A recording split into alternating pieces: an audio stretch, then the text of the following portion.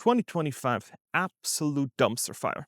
And in this video, we're going to see what Jerome Powell says about Gen Z coming out of college. We're going to look at some of the numbers. Then we're going to look at this woman who sent out a bunch of applications, and we're going to see what she's doing about it and how she's going about it. Because this woman sent out, and I don't want to spoil it yet.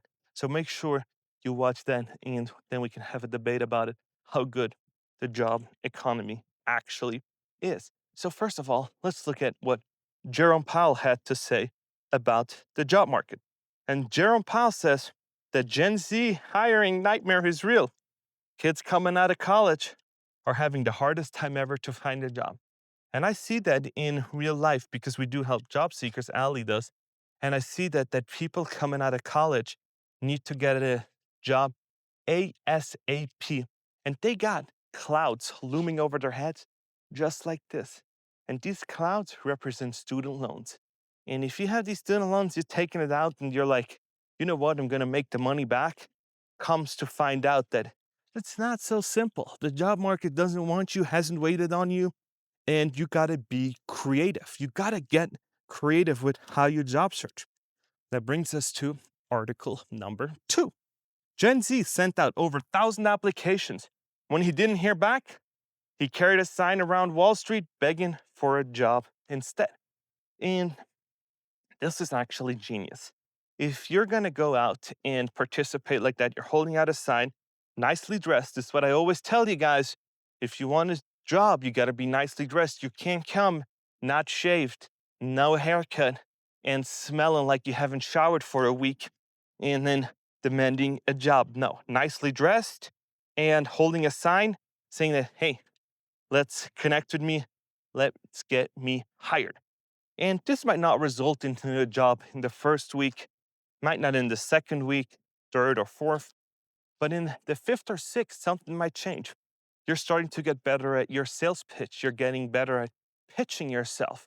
And all of a sudden, you're going to have more opportunities. And it just takes one person to change your life. And this is what I've been keep telling you guys. You got to do the extracurricular activities. And people always said, I don't want to do none of that. I'm not going to do any of that. I'm 55. I'm definitely not going to do that. And now we're seeing that people are actually going above and beyond trying to secure a job. So how are you going to compete with all that if somebody's handing out resumes trying to get a job? And if you don't have the experience yet and you're trying to get into the field and you're just, you know what, I just need to secure one opportunity. People are waiting for this opportunity. They would go a mile, 2 miles, 10 miles to secure that opportunity. And this is what I've been telling you guys if you watch my content for a very, very long time. If you are unemployed, make sure your LinkedIn's clean.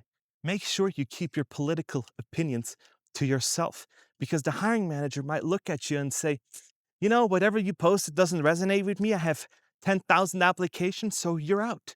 And in this is, and when I talk to you about saying something like this, do I personally agree? No, but this is the American way of life. And that's coming from a European standpoint perspective.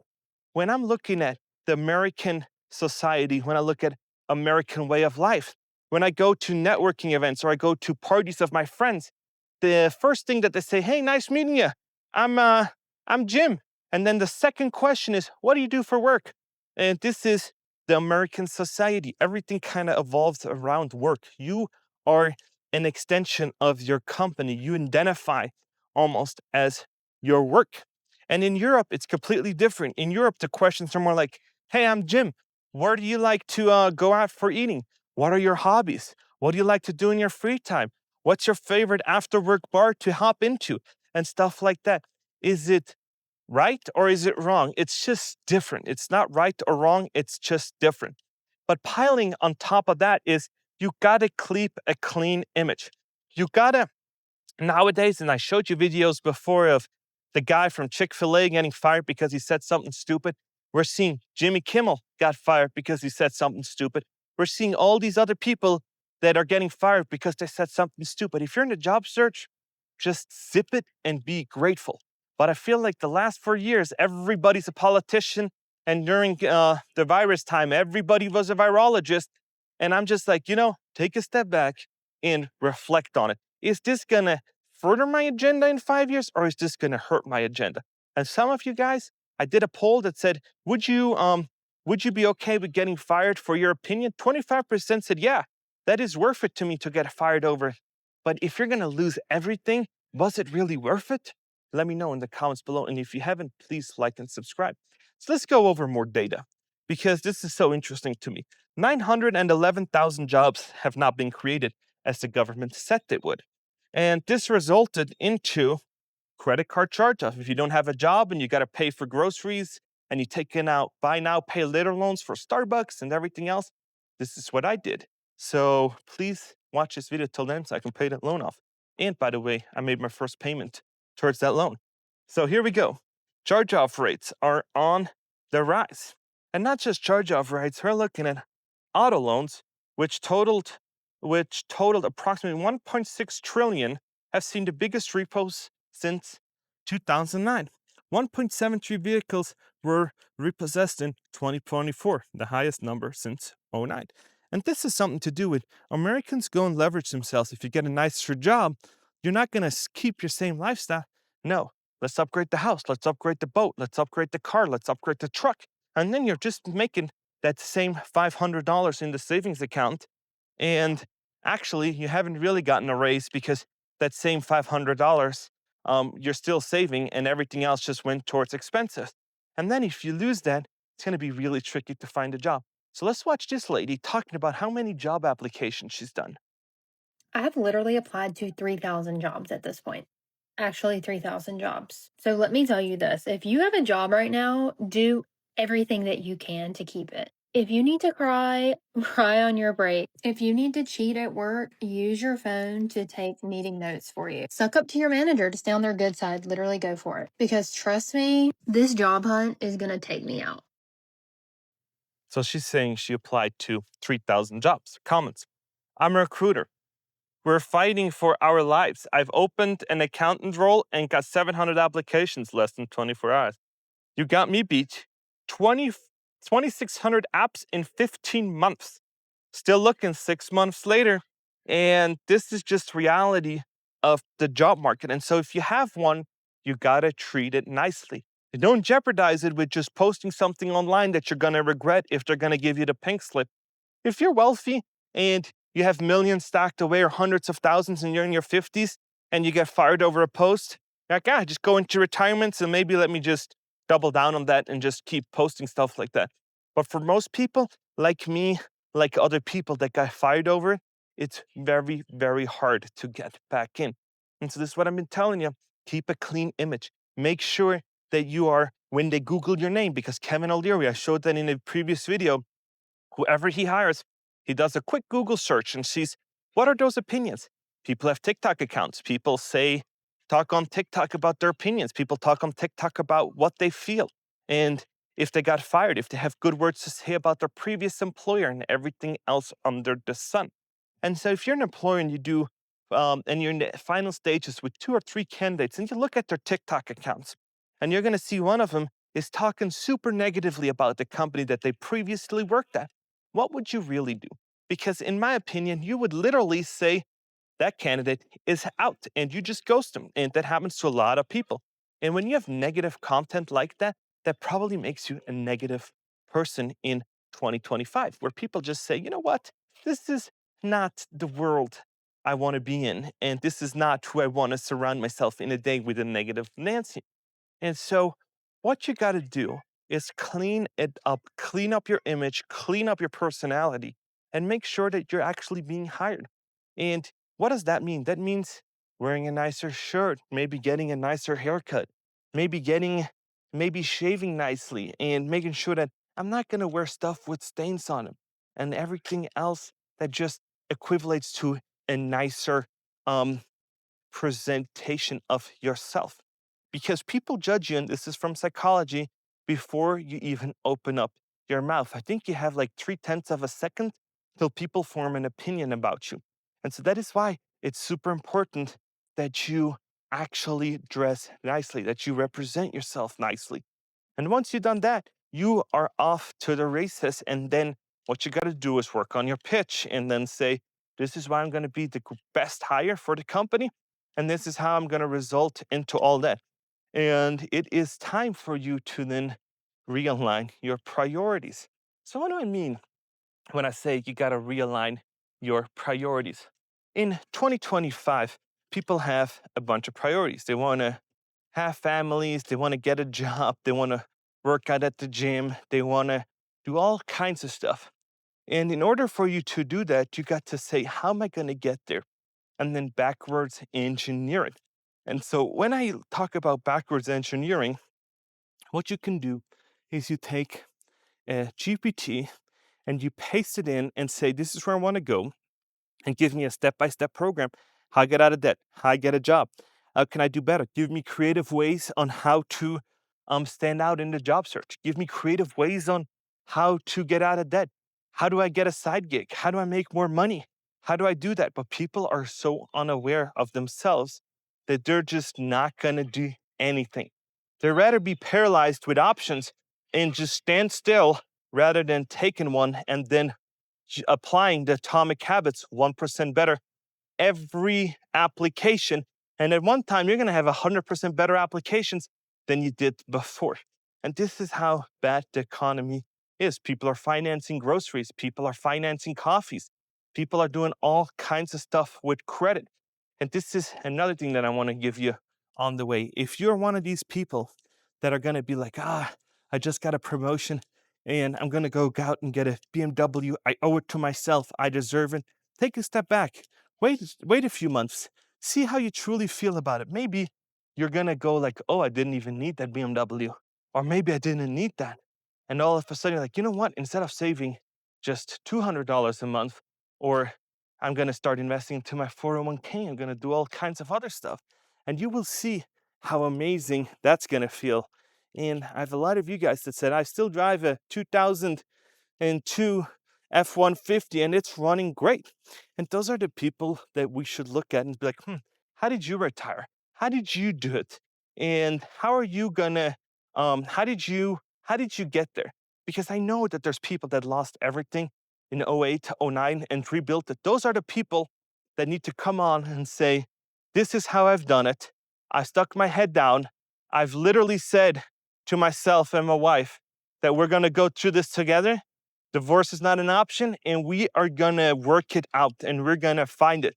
But people now, and I don't know if this is our generation or not, are just saying, we're done. I can't take it anymore. I'm done. And then they kind of give up. They go to coffee shops, they work they work for low-paying jobs with master degrees. And so what you gotta do is, if you have student loan, if you've taken out and you signed on the dotted line and you've taken out $200,000 and you're now unemployed, you gotta figure out a plan how to pay it back and not hope for the government, because the government, they'll rather send money some other place before they're gonna pay off your loans. And this is reality of who it is. It doesn't matter who's in the White House or what's going on. They do not want to forgive those loans. You signed them, you gotta pay them. And how are you going to pay them is either you start a business, you inherit it, or you get a job and start paying it back. And this is the trap that I've seen so many times on my channel, that people go out during college now. Let me finance a MacBook. Let me go and do this. I'm in dentist. Uh, I'm going to be a doctorate, and let me go and I'm a doctor of physical therapy, and let me go and finance parties and finance beers and partying out. Yes, those are great times. But your future you is going to say, why did I do that? Why did I not just go to a no name school, get the same degree for way less money, and pay the loan back way earlier? And I still today have not heard that Ivy Leagues really, really get you a better outcome than any other school. And this is what I want to give with you today. Make sure you are preparing yourself and your family for this recession. Even though I personally think we're still in it, you got to look at your finances. Am I allocating my money in an accurate way? Am I allocating the amount of resources in the areas of my life that I want to allocate? Or am I giving 20%, 30% to credit card companies? And that is how other people will fund their first class flights, their cash back rewards, and everything else. Because those buildings on Wall Street, those buildings that you see, those high rise buildings, are not paid off of monthly maintenance fees of your $12 checking account. No, those monthly fees that you see, these skyscrapers, they're built off of credit card interest payments. Because if you have $10,000 in credit card debt and you have a 29% interest and you can't pay it off, it is going to be almost $3,000 that you just handed to the bank. And now you're like, oh, I'm making minimum payments. Figure out how you can do it. I know Uber's saturated and these other gigs are starting to be less profitable than they used to, but you got to figure something out how you can then get back on track, because I do believe once there's an upswing, and I think there's going to be a little bit more downturn till there's an upswing, and then those people that saved money that didn't do stuff can get deals, can get insane amount of deals. I'm seeing it now in Las Vegas that you can get ATVs for sale. You can get them way cheaper than people that bought them during COVID and they need to get out of them. They allocated their stimulus money to toys and boats and ATVs. All of a sudden, you can get those really cheap because they cannot afford them anymore. And they're like, "Ooh, I got to get out of them." And so, what do? You kind of lowball them because they know that I need the money. And whenever you see somebody that's more desperate to sell than you're to buy, you can get great deals. But when you're desperate and just say, take my money, salespeople are gonna be like, okay, great. And that is what gets people in trouble. That's why auto delinquencies are up so much. And I think with these few topics that I said, it's the perfect storm. It is the perfect storm. It is the perfect storm for somebody to come in and make a killing. And it's going to be the perfect storm for somebody to lose everything. Because during recessions, wealth shifts and it can take it from the bottom and it can give it to the top or it can get redistributed. It's going to be very interesting because when I'm looking at what's going on, I'm looking at it like, there's people that hyped in, that bought boats that they can't afford. And I see it on Facebook Marketplace. I see ATVs, I see trucks, ATVs, and trailer for sale. Buy them all, get a good deal. And so this is what's happening. And this is reality. During COVID, you couldn't get an ATV. You couldn't get one of these boats. They just flown off the shelf. And now all of a sudden you're seeing that I can't keep it. I'm not sure if I can keep my job, so let me just sell this. Oh, I paid 120,000 for it. Oh, if I can get 60, 70 today, I'm okay because I'm out of the loan and I can save $1,600, and then I can kind of build my emergency fund up a little bit. So this is what people are dealing with in today's world. Deals are going to be coming. So if you are in this situation and you're like, I think I need to sell, make sure that you're going to be earlier rather than later. Because if you're going to be later, it's going to be harder. And I'm seeing it. I'm seeing houses listed for sale. I'm seeing investment properties listed for sale. And they're listing them for less money than they've actually purchased them 2 years ago. So why? Rents, unpaid stuff, people can't afford them at the price that they paid. And so now they're like, oh shit, let me get out of them. And it's been sitting on the market 300 days.